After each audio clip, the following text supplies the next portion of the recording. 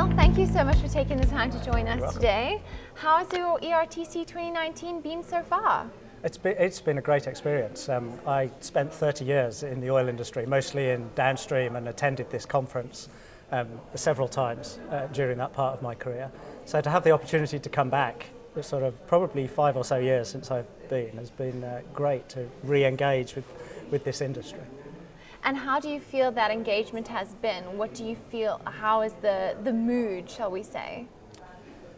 That's a great question. I think the mood is challenged, I think there are headwinds coming for the industry. And part of what I now do in the battery space is starting to encroach on some of the traditional markets, particularly in transport fuels. And the industry has to react. And I listened to one of the other presentations this morning. Clearly there's still a lot of investment going into the industry at a time when demand for the products over the next 10 to 20 years is declining. That's a pretty challenging business environment to be looking into.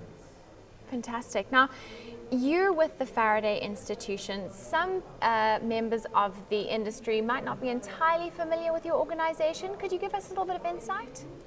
Most members of the industry, probably, I would say.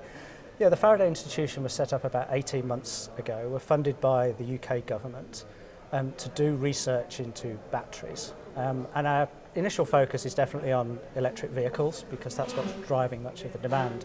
But we're certainly looking much more broadly at applications for batteries in other transport sectors as well. And the model is really to put the UK back at the forefront of battery technology going forward, given that we see this as being one of the major changes in the energy transition. And anybody who follows the Nobel Prizes will realise that just a few weeks ago, John Goodenough from Oxford University was awarded a Nobel Prize for his work developing the lithium-ion battery. So back in the 80s, the UK did have the leading position in what is now the dominant battery technology. And with the government support, we're hoping to put us back right at the forefront of the technical developments in this area. Fantastic. Now, talking about electric vehicles, obviously the impact on fuel demand is a big topic within the refining industry. How worried should refineries be? I think it depends on the timescales you look at, but let's take a timescale of the next decade or two, which is a pretty reasonable sort of strategic planning horizon.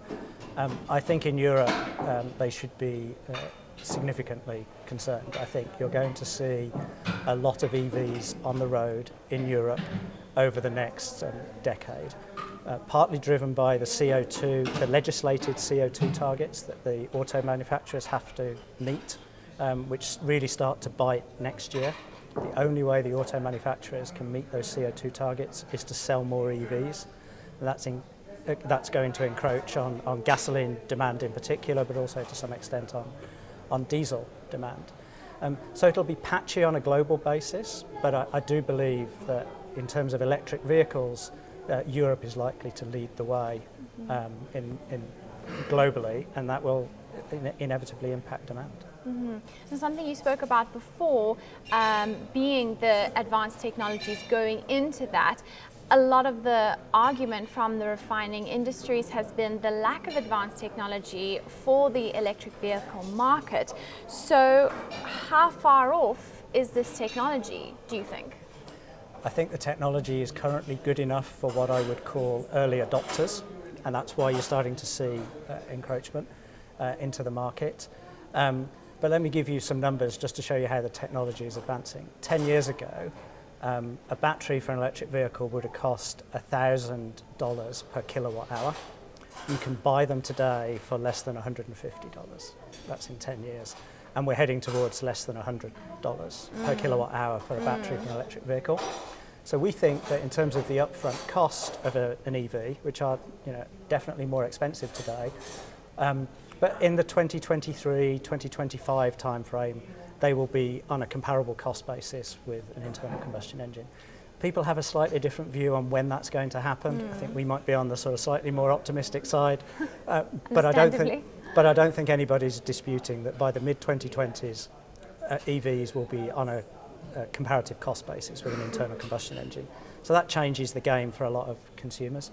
Even today, when you look at the total cost of owning an EV over its lifetime, they're definitely comparable with an internal combustion engine. There's a higher upfront cost, but the cost to recharge an electric vehicle is a fraction of buying gasoline or diesel. Yeah. So part of what's going to happen is, as consumers start to realise that the cost is comparable, we expect demand will increase. And they're a fantastic driving experience. They're quiet, they're clean, so people feel good about driving them. And actually, if you want performance out of a car, then an electric vehicle is the way to go. Fantastic. Very interesting stuff when you put the numbers and you put everything side by side like that. Now, what other tech disruptors do you think we should keep an eye out for? Well, I think you'll see more technology disruption with batteries over the next decade or so. There's so much research being done now. The number of patents being filed has just accelerated up over the last few years. So most people today use a lithium-ion battery. There's a lot of work going on with a solid-state battery, which would have much better performance and be much safer. So I think you'll see new technologies in the battery space, although at the end of the day it'll still be a battery. But there are lots of other things that could be used in transport in particular. So there's an argument for hydrogen, there's an argument for fuel cells, and again, increasingly particularly with government's ambition to reduce CO2 emissions, more and more work and more money is going into advancing those technologies. So you may see some of them getting on the path to reduce cost and make them competitive that you've seen with lithium-ion batteries over the last decade. So unfortunately, if you're in the refining industry, there are sort of more than one alligator in the swamp trying to actually try and fuel transport in the future. Yeah, but I guess these conversations that are happening at the ERTC, it's all moving towards the common goal. The goal being a funny word because it's almost like it's a mandated goal. We don't really have a choice in it, right? No, I when I spoke earlier, I called my presentation "The Batteries Are Coming." I think everybody agrees that the batteries and maybe some other technologies are coming. We can have a bit of an argument about when they're coming and how fast they're coming, but I think everybody accepts that. So that is a challenge for the refining industry, but I worked in the refining industry for 30 years. It's faced challenges before, and I've listened to some of the presentations. There are solutions out there for refining to continue to play its role in the energy mix. The industry just has to grasp some of those opportunities. Some of them will be advances in technology. It has to look at its own CO2 footprint, and it has to look at how demand for its products is shifting. So, yes, it's challenging, but I'm not sure in 30 years in the industry it wasn't always challenging at some level. We thought taking lead out of petrol would be difficult. We thought taking sulfur out of diesel would be difficult, but the industry met all of those challenges. So I think with the people who work in it, I'm sure they'll rise to the challenge. And do you think the ERTC plays an important role in that, bringing people together from the different aspects of the industry?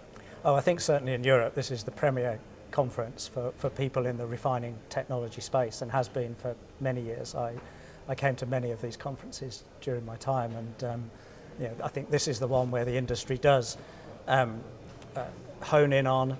You get all the main players in the industry speaking with each other. You get some great technical presentations. So yes, it's an important event, I think, on an annual basis. Fantastic. Is there anything else you'd like to add? I don't think so, no. Awesome. Good question. Thank you so much for your time today. You're Really welcome. appreciate it.